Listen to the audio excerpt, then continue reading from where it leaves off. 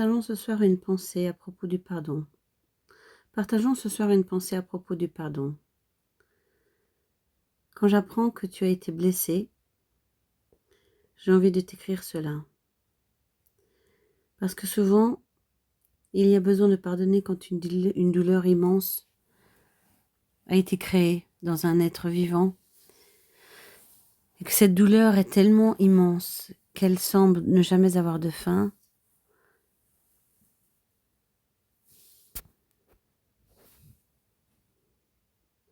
Et également que personne ne la voit, à part celui qui a cette douleur si profonde. Il y a une solitude profonde dans cette douleur et ce traumatisme.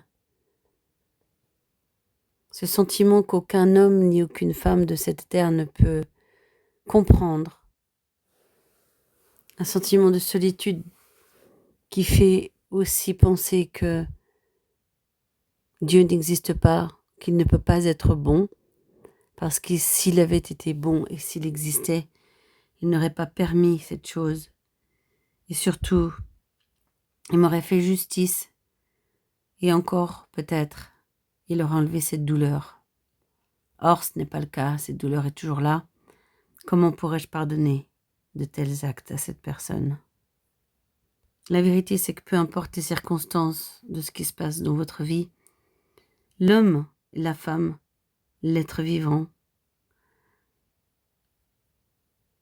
du règne de l'homme, du règne animal humain, on va dire, éprouve la même chose, quelle que soit son origine, de pays ou sa race et sa religion. Étudions cette petite lettre adressée à un ami. J'ai été bouleversée par la douleur que tu ressens, encore aujourd'hui, car je suis moi aussi encore cassée par les traumas que les autres m'ont imposés, pas parce qu'ils voulaient me faire du mal, mais parce qu'ils étaient eux-mêmes devenus des animaux sauvages, par les blessures que les autres leur avaient infligées. Cependant, voici une pensée que je souhaite te partager. Si on considère que ton bien-aimé ami s'appelle Jésus, il nous explique que le Père pardonne, mais le Père pardonne seulement parce qu'on est passé par le sang de Jésus, par l'acceptation pour soi du sacrifice de Jésus à la croix qui a lavé le péché et qui a pris sur lui le péché du monde.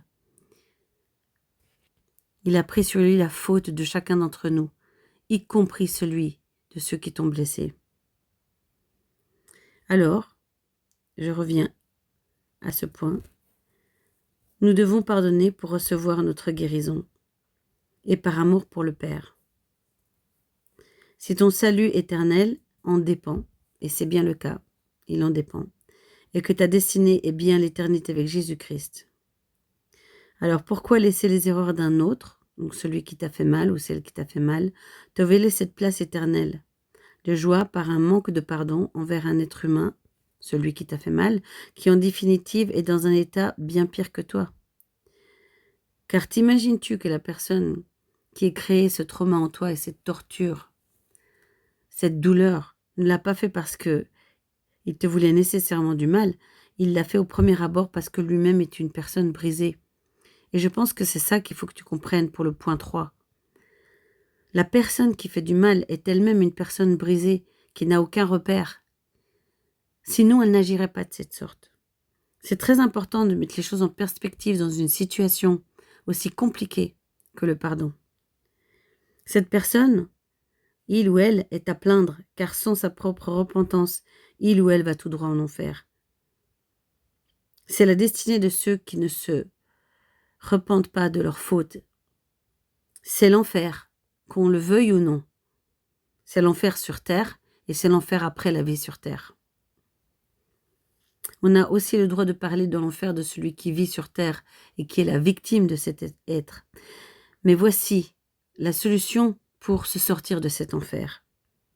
Au point numéro 5, si tu as compris les souffrances de l'enfer, donc là où tu vas aller si tu refuses de pardonner, et là où va aller la personne qui t'a fait du mal si elle refuse de se repentir, eh bien, tu ne le souhaites ni pour toi-même ni pour celui qui est ton pire ennemi. Et donc, tu ne peux pas le souhaiter pour celui qui t'a fait du mal. Or, sans pardon, point de ciel, car la question fondamentale de cette vie n'est pas à quel moment. La question fondamentale de cette vie est bien à quel moment as-tu cessé d'aimer? À quel moment as-tu cessé d'aimer? Si la réponse est jamais, tu n'as jamais cessé d'aimer, alors on est digne de Dieu. Mais si la réponse, au moment de suivre celui qui aime, c'est-à-dire Jésus, pour une chose que l'on ne comprend pas, c'est-à-dire cette douleur et pourquoi est-ce qu'on a été victime de cette chose atroce, est-ce que cela vaut bien la peine? Est-ce que cela vaut bien la peine de perdre son salut et de potentiellement exposer sa vie à un enfer éternel, tout ça parce qu'on n'a pas compris pourquoi on a été blessé, on n'a pas compris le point de vue de Dieu, on n'a pas compris que le pardon était important. Est-ce que ça vaut la peine, avant de comprendre? Est-ce qu'on doit comprendre forcément avant de pardonner? Est-ce que c'est pas plus intelligent, sachant qu'on peut mourir à tout moment, de pardonner d'abord, de s'assurer de sa propre vie éternelle pour soi, de se mettre soi-même en sécurité, pardonner, obéir, pardonner, en attendant le point suivant. Point 7, pourquoi ne pas choisir d'abord ta propre sécurité, pardonner aux coupables et à Dieu, parce que souvent on est fâché contre Dieu. Oh, comment a-t-il pu laisser ça arriver dans ces circonstances? Comment est-ce qu'il a osé? Il ne m'a jamais défendu. Au point numéro 7.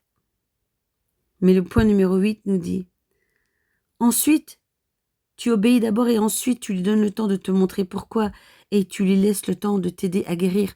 Tu n'arriveras pas à obtenir la guérison si tu ne rentres pas dans le pardon. Le fruit du manque de pardon, c'est l'amertume. Et l'amertume est une chose qui ronge les os. Tous ces principes sont bibliques, profondément bibliques. Point 9, en pardonnant, tu accèdes au Christ, qui te guérira, te consolera, te restaurera, te vengera. Ce sont des concepts bibliques.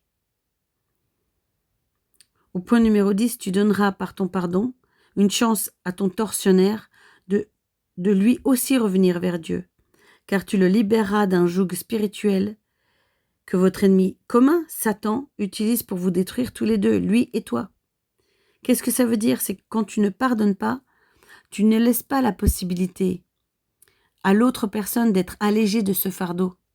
C'est une ordonnance qui est contre lui. Elle est contre lui de toute façon, s'il ne s'est pas répondu, elle est contre lui, cette ordonnance. Il est condamné. Mais est-ce que c'est bien ton rôle à toi de contribuer à signer en bas d'un papier pour envoyer une personne en enfer?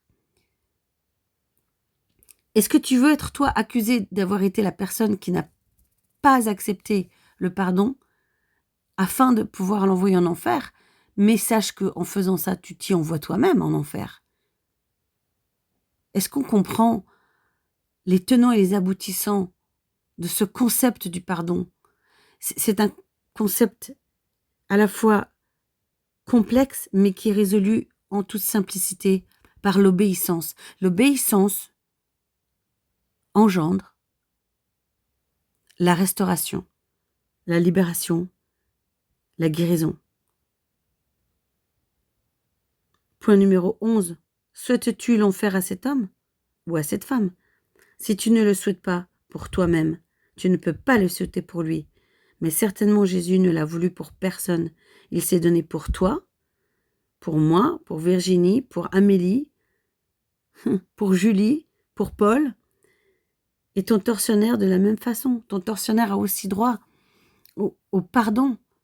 Si ton tortionnaire revient à Christ et se repent, il a droit au même pardon que toi et que n'importe qui sur cette terre. C'est ainsi, c'est un principe divin. Ce principe divin m'a aidé à pardonner moi-même. Pardonner n'est pas excuser la personne. Pardonner n'est pas justifier son acte. Pardonner n'est pas valider son acte. Pardonner ne le rend pas juste.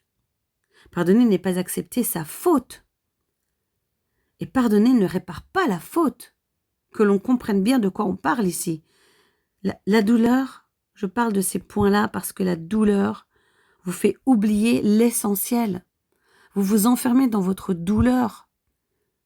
Vous n'acceptez pas le manque de justice. Mais Dieu dit, ma justice, c'est l'amour. Ma justice, c'est qu'un homme qui était Dieu, d'abord, s'est incarné en vivant de manière sainte, unique, afin de prendre sur lui le péché de tous, afin que tous vous ayez droit à la vie éternelle.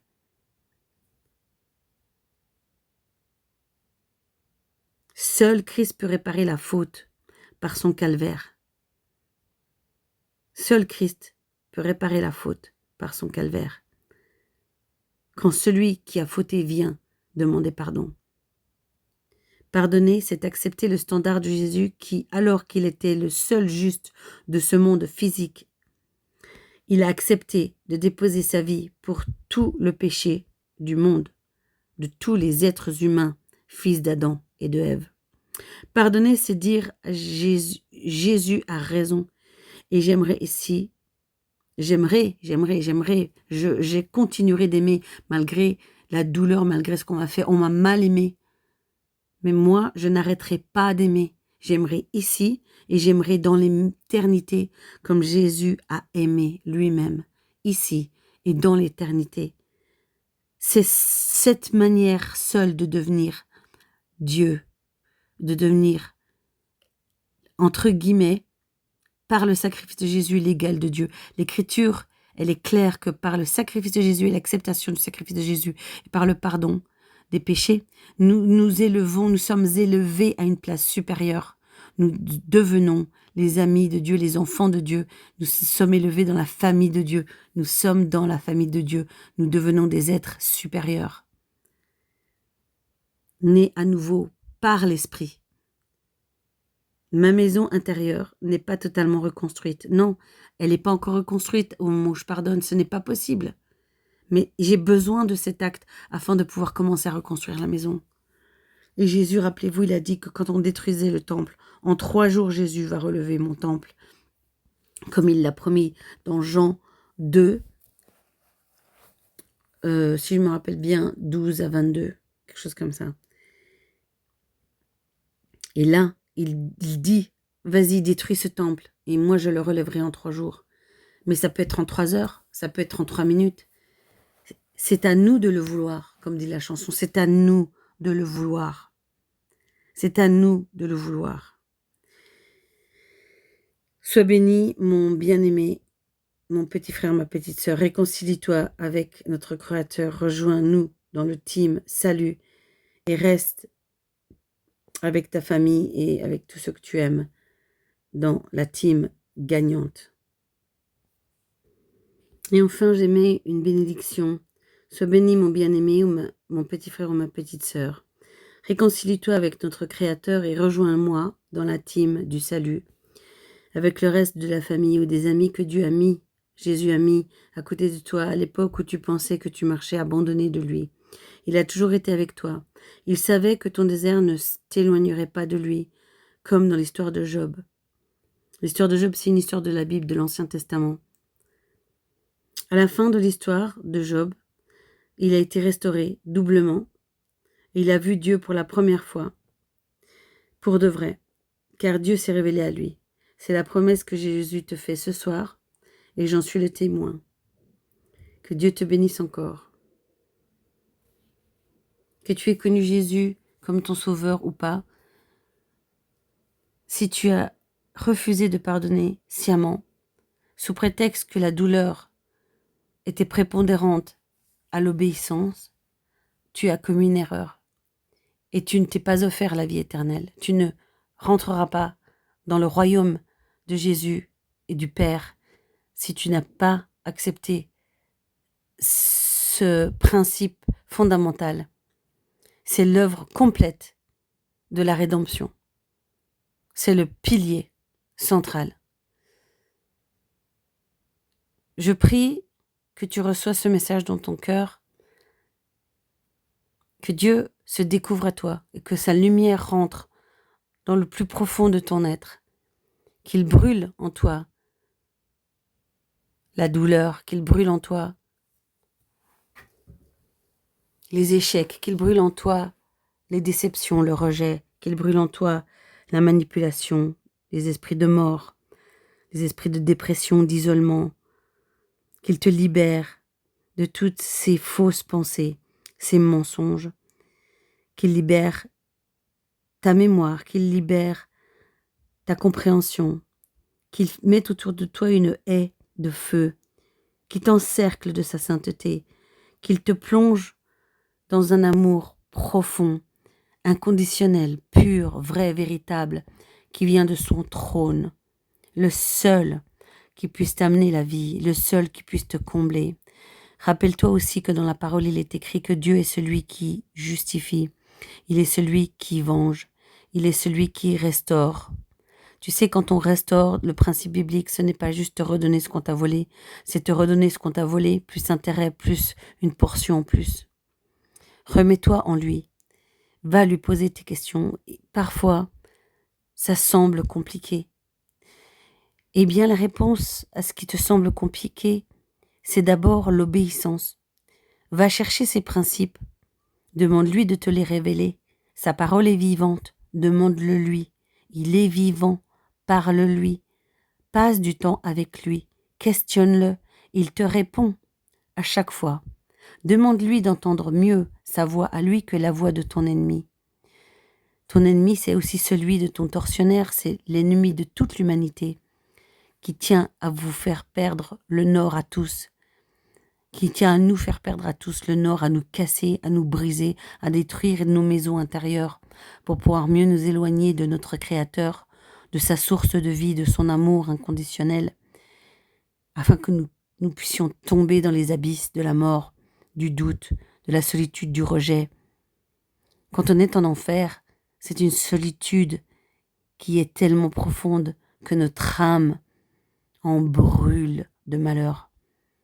C'est vrai sur la terre et c'est vrai encore plus quand on quitte ce domaine terrestre. On rentre dans le domaine spirituel purement et on est isolé de Dieu.